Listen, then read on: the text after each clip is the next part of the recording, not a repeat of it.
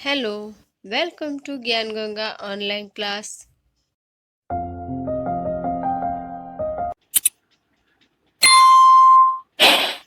कक्षा 7 का विषय हिंदी पाठ 4 स्वामी विवेकानंद। इसकी स्वाध्याय पुस्तिका पूर्ण करेंगे।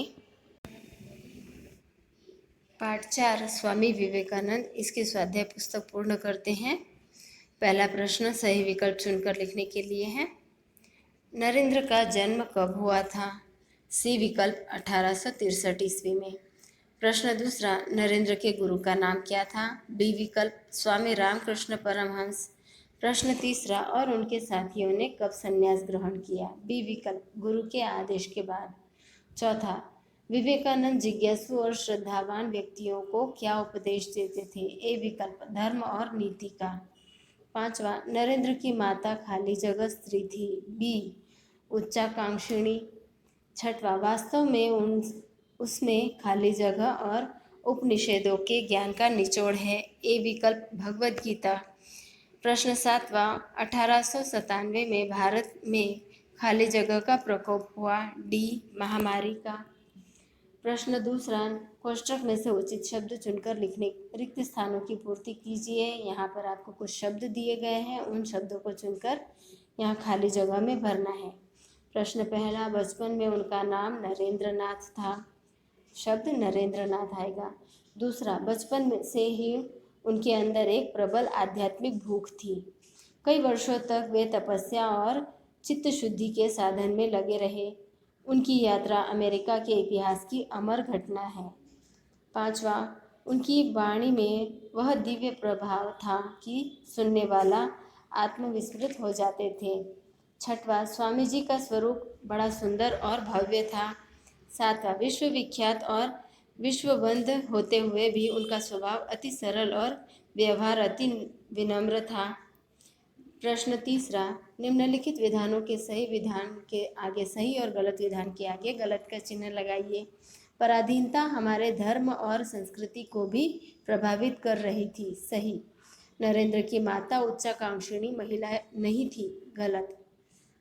विवेकानंद का दिव्य संदेश केवल भारत के नए आध्यात्मिक उत्थान का उद्घोष था। गलत। चौथा, स्वामी विवेकानंद बहुत दिनों तक ब्रह्म समाज के अनुयायी रहे। सही। पांचवा, युवक नरेंद्र ने स्वामी रामकृष्ण परमहंस के सत्संग का लाभ उठाया। सही। प्रश्न चौथा, निम्नलिखित प्रश्नों के उत्तर एक वाक्य में लिखिए। पराधीनता राजकीय क्षेत्र के साथ और उसकी किस विकास को प्रभावित कर रही थी? पराधीनता राजकीय क्षेत्र के साथ धर्म और संस्कृति को प्रभावित कर रही थी। प्रश्न दूसरा, नरेंद्र की मां ने अपने पुत्र को क्या बनाना चाहती थी? नरेंद्र की मां अपने पुत्र को वकील बनाना चाहती थी। प्रश्न तीसरा, नरेंद्र की माता ने परमहंस से क्या अनुनय विनय किया? नरेंद्र की माता ने परमहंस से जोग न देने का अनुनय विनय किया या जोग देने के लिए मना किया। प्रश्न चौथा, नरेंद्र की सारी जिज्ञासाओं का समाधान किसने किया? नरेंद्र की सारी जिज्ञासाओं का समाधान रामकृष्ण परमहंस ने किया। प्रश्न पांचवा, स्वामी रामकृष्ण परमहंस के शिष्य के नेतृत्व का भार किस पर आ गया? स्वामी रामकृष्ण परमहंस के शिष्य के नेतृत्व का भार नरेंद्र पर आ गया। प्रश्न छठवां, अमेरिका की श्रोता मंडली स्वामी विवेकानंद के भाषण पर क्यों मंत्रमुग्ध हो गई? स्वामी विवेकानंद ने ऐसा पांडित्यपूर्ण, ओजस्वी और धारा प्रवाह वक्तृत्व दिया कि श्रोता मंडली मंत्रमुग्ध हो गई। प्रश्न सातवां, अमेरिका में दिए गए स्वामी विवेकानंद के भाषण में किसके ज्ञान का निचोड़ था? अमेरिका में दिए गए स्वामी विवेकानंद के भाषण में श्रीमद् भगवद गीता और उपनिषदों के ज्ञान का निचोड़ था। प्रश्न आठवां, हिंदू का संशय कब छिन्न होता है? जब हिंदू स्वयं उसे देख लेता है तब संशय छिन्न होता है, तब उनका संशय छिन्न होता है। प्रश्न नौवां, पश्चिम वाले अब तक किस बात से अपरिचित थे? कर्म को केवल कर्तव्य समझकर करना, उसमें फल या सुख दुख की भावना न रखना, ऐसी बातों से जिसे पश्चिम वाले अब तक अपरिचित थे। प्रश्न 10वां, स्वामी विवेकानंद अमेरिका में कितने वर्षों तक रहे और वहां उन्होंने क्या किया? स्वामी जी अमेरिका में करीब 3 साल रहे और वेद वेदांतों का प्रचार करते रहे। प्रश्न 11वां, यूरोप के लोगों के सामने कौन कौन सी बातें स्पष्ट हो गई? जड़वाद में यूरोप चाहे भले भारत से कितना ही आगे क्यों ना हो, पर अध्यात्म का नेतृत्व भारतीयों के हाथ में ही है, यह बात स्पष्ट हो गई। प्रश्न 12वां, नोबेल बाद में किस नाम से प्रसिद्ध हुई? नोबेल बाद में भगवती निवेदिता के नाम से प्रसिद्ध हुई। प्रश्न 13, नरेंद्र ने रामकृष्ण परमहंस को ईश्वर के बारे में कौन कौन से प्रश्न पूछे थे? नरेंद्र ने रामकृष्ण परमहंस से पूछा कि महाराज, क्या आप ईश्वर के अस्तित्व में विश्वास रखते हैं? क्या आप उसका अस्तित्व सिद्ध कर सकते हैं? इनके अलावा और कई प्रश्न पूछे थे। प्रश्न 14, नरेंद्र के गुरु के अन्य कौन कौन से प्रश्न पूछे थे? उत्तर, नरेंद्र के गुरु ने पूछा कि महाराज, क्या आप ईश्वर में आसक्ति में विश्वास रखते हैं? आपका उसका अस्तित्व सिद्ध कर सकते हैं? कैसे, यह प्रश्न पूछे। प्रश्न 5वां, निम्नलिखित प्रश्नों के 2-3 वाक्य में उत्तर लिखिए। नरेंद्र जी की माता स्वामी रामकृष्ण परमहंस के पास क्यों गई? नरेंद्र की माता जी रामकृष्ण परमहंस के पास गई क्योंकि वह नहीं चाहती थी कि उसका बेटा आध्यात्मिक चीज़ों में जुड़ा रहे। वह अपने बेटे को पढ़ लिख कर वकील बनाना चाहती थी। प्रश्न 2, मद्रास नास्तिकों तथा जड़वादियों का केंद्र क्यों बन गया था? क्योंकि अंग्रेज विश्वविद्यालय से निकले हुए नवयुवक अपने धर्म और समाज व्यवस्था के ज्ञान से बिल्कुल कोरे थे, खुलेआम ईश्वर को अस्तित्व अस्वीकार कर रहे थे। प्रश्न 3, स्वामी विवेकानंद ने नास्तिकों और जड़वादियों को रास्ते पर लाने के लिए क्या किया? स्वामी विवेकानंद ने अलग अलग जगह पर जाकर लोगों और नौजवान युवकों को धर्म परिवर्तन से रोका तथा जड़वाद के जाल से बचाया। उन्होंने धर्म नीति तथा वेद वेदांतों के उपदेश दिए। प्रश्न 4, हिंदू धर्मावलंबी क्या चाहते थे? हिंदू धर्म के आधार पर किसी विशेष सिद्धांतों को मानना या कुछ विशेष विधि विधानों का पालन करना नहीं है। हिंदू का हृदय शब्दों और सिद्धांतों से तृप्त लाभ नहीं कर सकता। अगर कोई ऐसा सत्ता है तो वह अंतर्दृष्टि से देखना चाहता है कि उसका संशय तभी छिन्न होता है जब वह स्वयं देख लेता है। प्रश्न 6, निम्नलिखित प्रश्नों के उत्तर लिखिए। नरेंद्र को बचपन से ही ज्ञान की भूख थी, स्पष्ट कीजिए। नरेंद्र को बचपन से ही ज्ञान की भूख थी। उन्होंने पढ़ाई में मन लगाया, अंग्रेजी स्कूल से BA की डिग्री प्राप्त की, आध्यात्मिक का ज्ञान प्राप्त किया, वेद वेदांतों का ज्ञान था तथा वक्तृत्व के कला तथा उनके भाषणों से यह ज्ञान स्पष्ट छलकता है। प्रश्न 2, रामकृष्ण परमहंस के सामने कौन कौन सी जिज्ञासाएं प्रकट की? विस्तार से चर्चा कीजिए।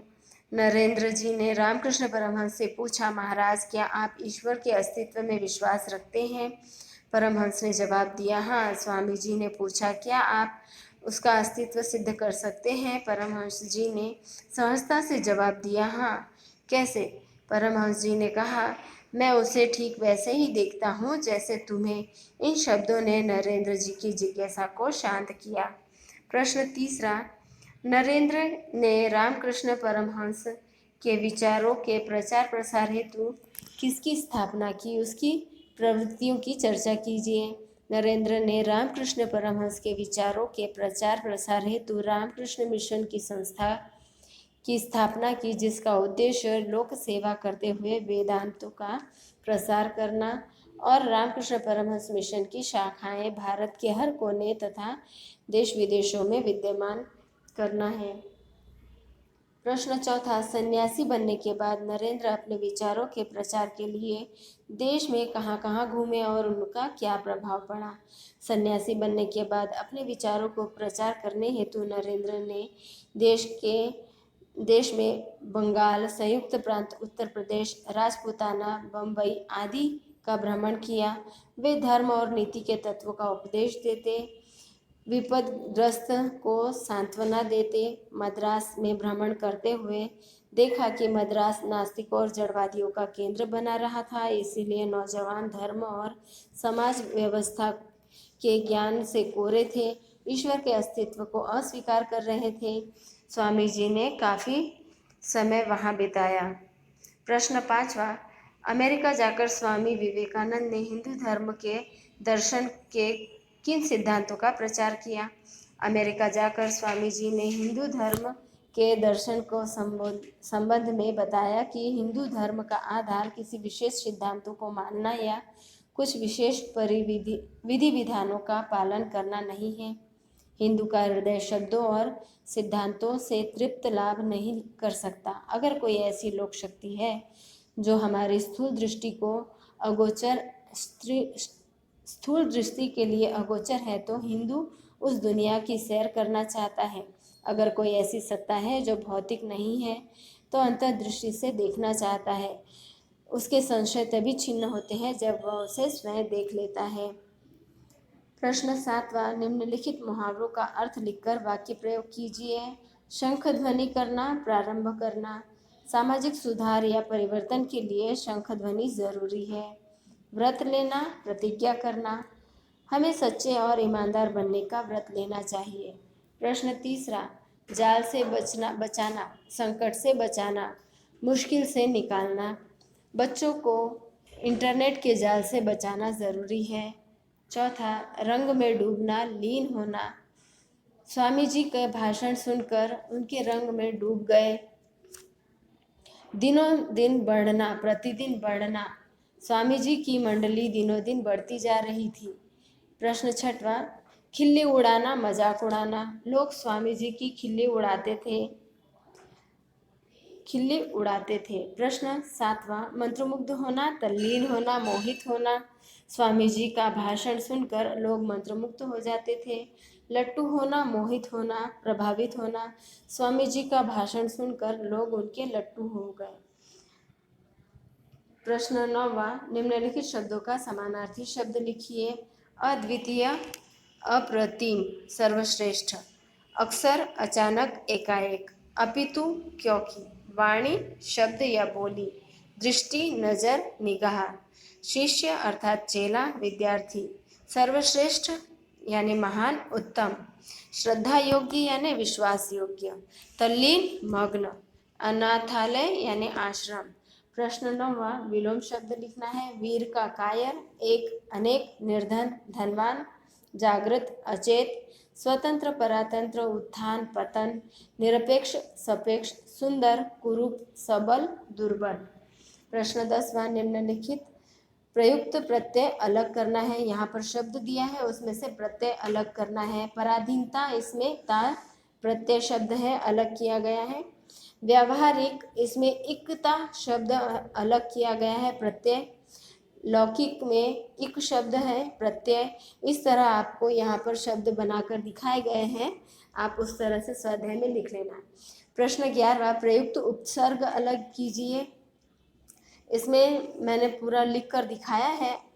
जैसे प्रेरणा शब्द है, इसमें प्रे और एरण, प्रेरणा उपसर्ग हुआ है प्रे और शब्द है एरणा। इस तरह ये सारे शब्द तैयार कर दिए हैं। प्रश्न 12वां, कहावत पूर्ण कीजिए, उसका अर्थ बताइए और वाक्य बनाइए ना, अर्थ बताइए। होनहार विद्वान के होत चिकने पात, अर्थात तेजस्वी बच्चे के लक्षण बचपन में ही दिखाई देते हैं।